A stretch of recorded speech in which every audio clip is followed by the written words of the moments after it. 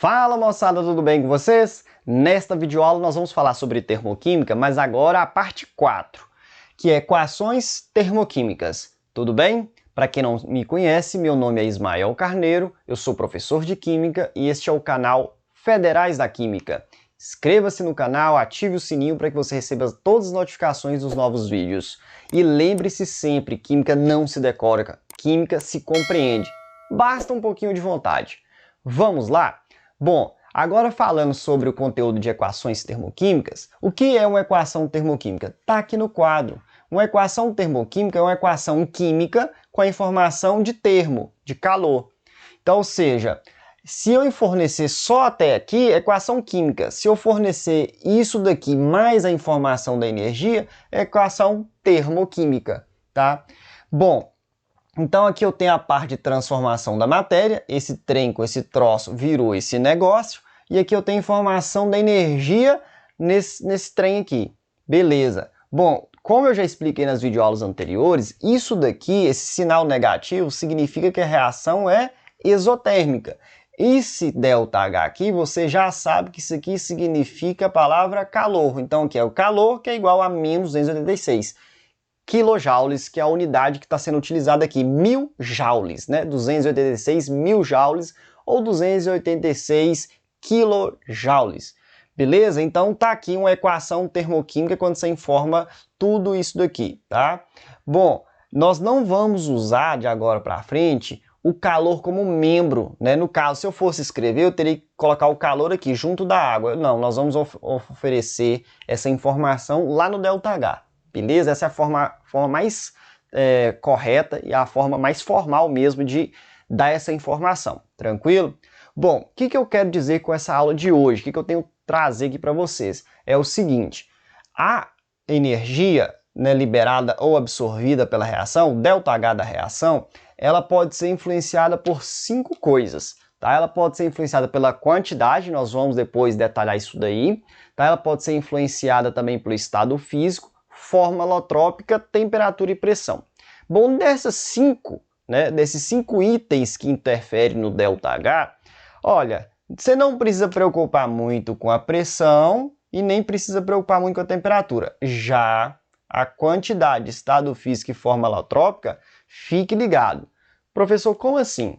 Em termos de exercício, de vestibular, ninguém vai abordar que a temperatura e pressão interferindo nesses valores de ΔH. Porque temperatura e pressão influenciam em tudo, tá?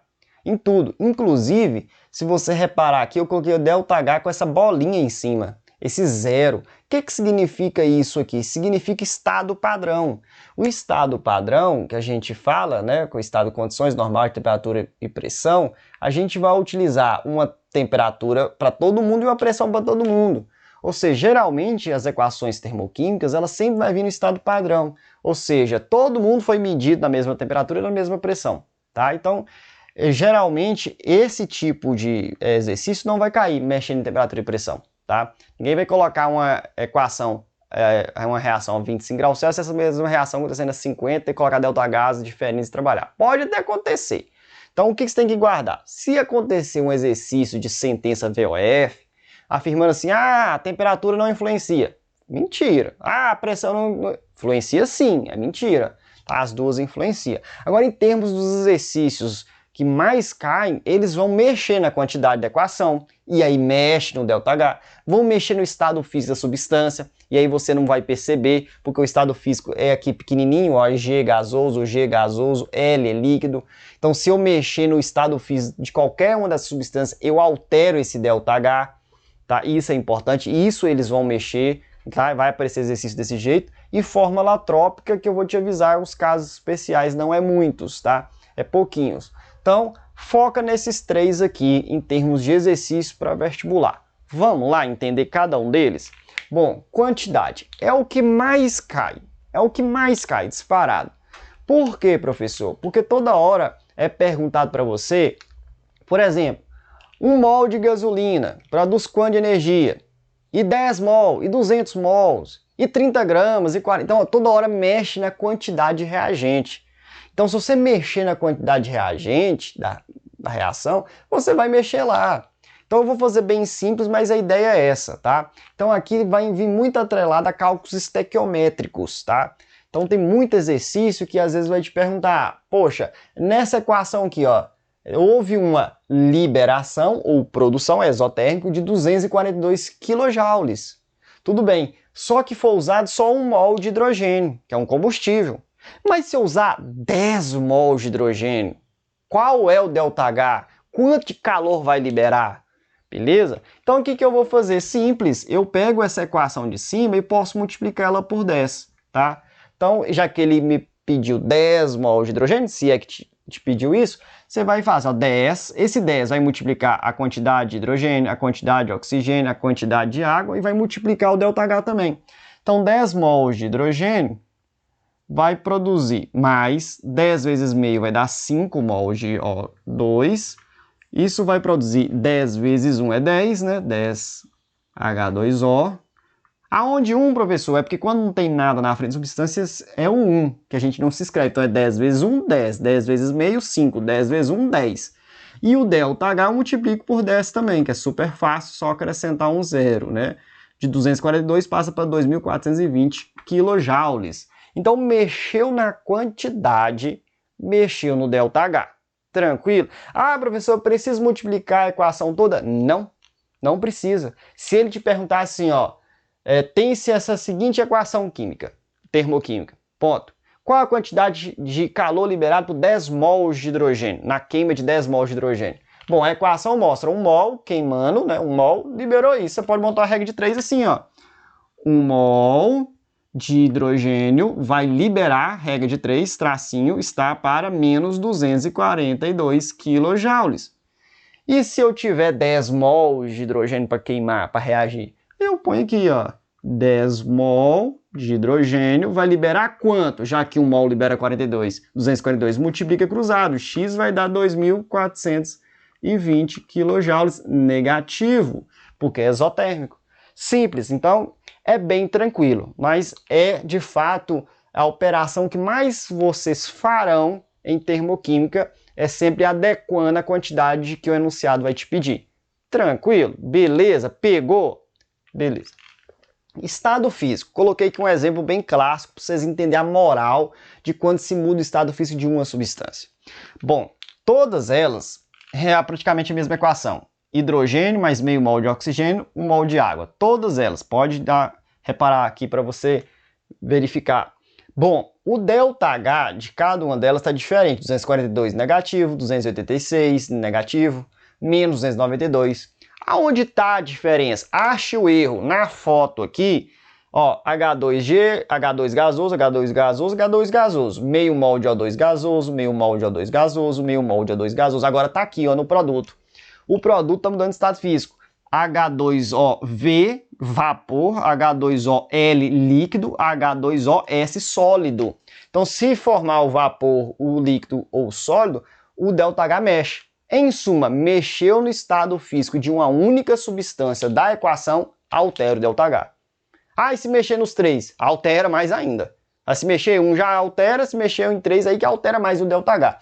Beleza? Então tá aqui para você ver que se formar água no estado vapor, vai liberar só 242, mas se formar água no estado sólido, vai formar 292, tá? Libera mais aqui, tá? Eu vou fazer o gráfico desse caso aqui.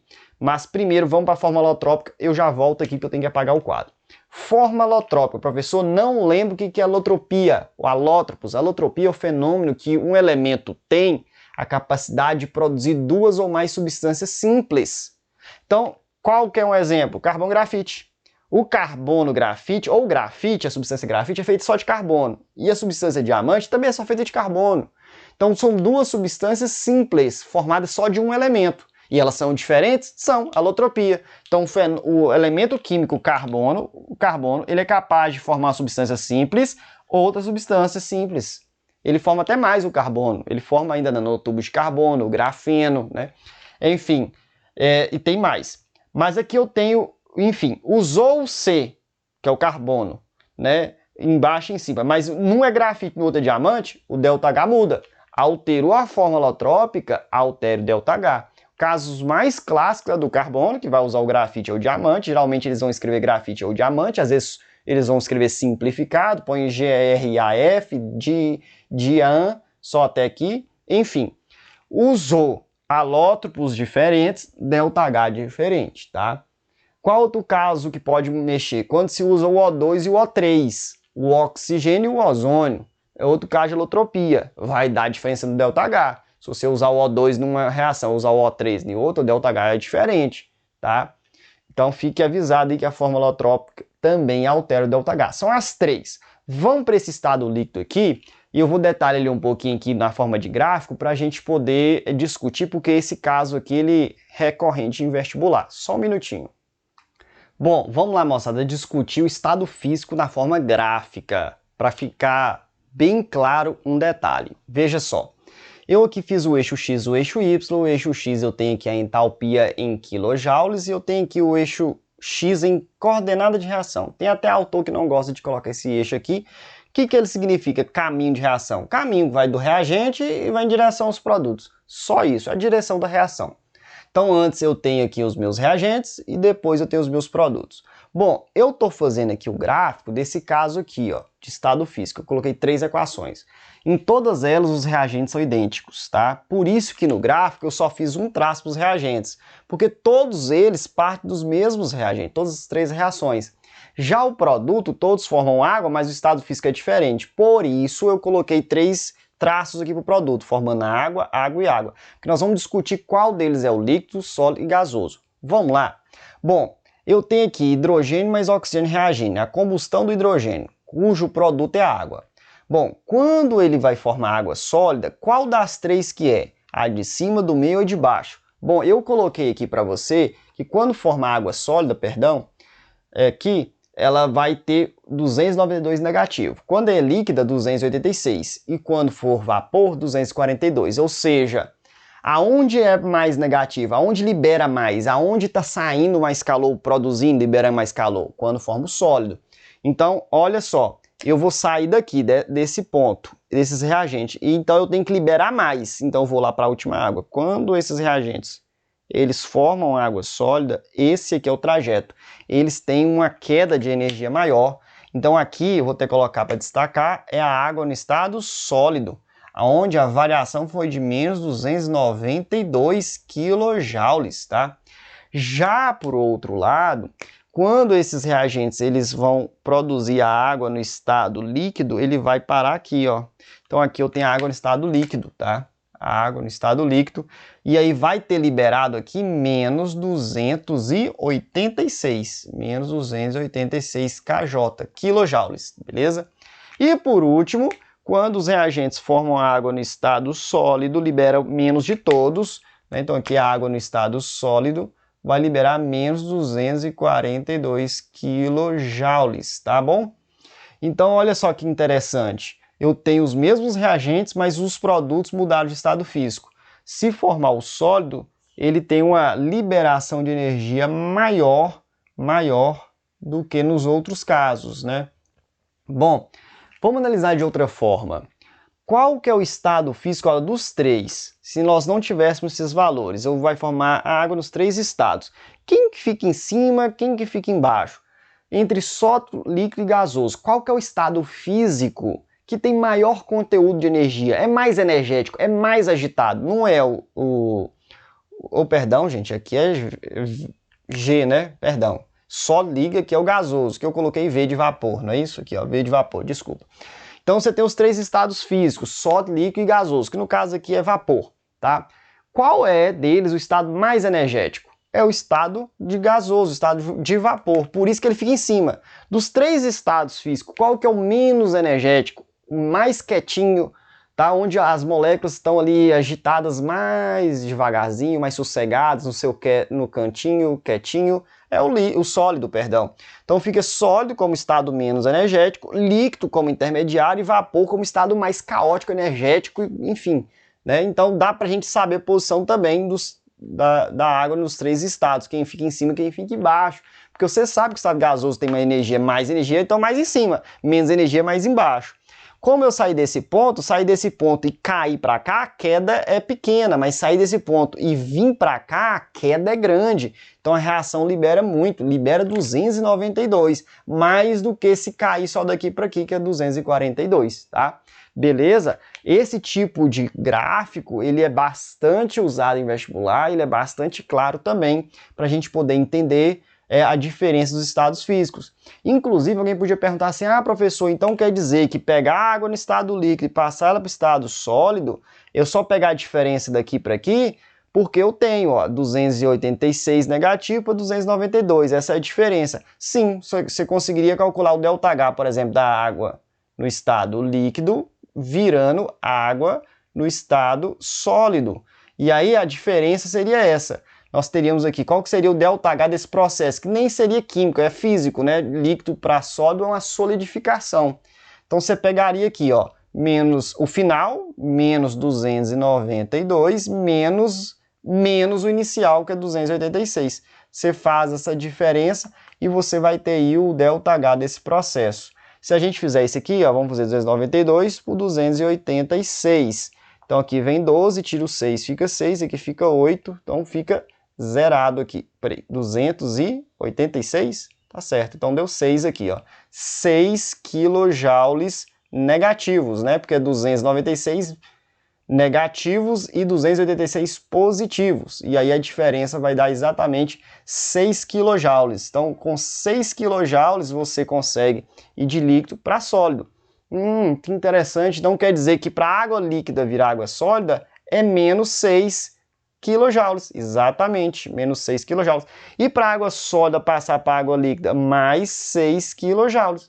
Tá? Lembrando o seguinte, pessoal, que essa transformação de estado de líquido para sólido, de sólido para líquido, ela está se referindo à mudança de estado, tá? Então, quando a água está a 0 graus Celsius, que ela está fazendo o processo de fusão, então, por exemplo, de líquido para sólido, ela está solidificando, ela vai precisar liberar 6 kJ para ela já lá, na iminência de passar para o estado sólido. A mesma coisa ao contrário, quando a água estiver sólida, já na iminência de passar para o estado líquido, ou seja, na hora que ela começar o processo de fusão, ela precisa de 6 kJ para completar a fusão. Então ela precisa liberar 6 kJ para fazer aqui a solidificação e ela precisa absorver 6 kJ para fazer a fusão, tá? Então daria sim para usar o gráfico para descobrir a diferença, inclusive do vapor para o líquido, do líquido para o vapor, do vapor para o sólido, sólido para o vapor, só fazer essas diferenças aí. O gráfico ajuda bastante a resolver esse tipo de questão, tá? Então eu expliquei aqui esse assunto de influência na equação termoquímica, ou seja, do ΔH, que é a quantidade, estado físico, fórmula trópica, temperatura e pressão. Né? Falei que os 3 primeiros são mais recorrentes em exercícios, né? Que é a quantidade, o estado físico e a fórmula trópica. E eu detalhei que o estado físico para você não errar, esse aqui realmente costuma alfinetar e muitos, mas você não vai ser atingido. Beleza? Um grande abraço, fique com Deus e tchau, tchau!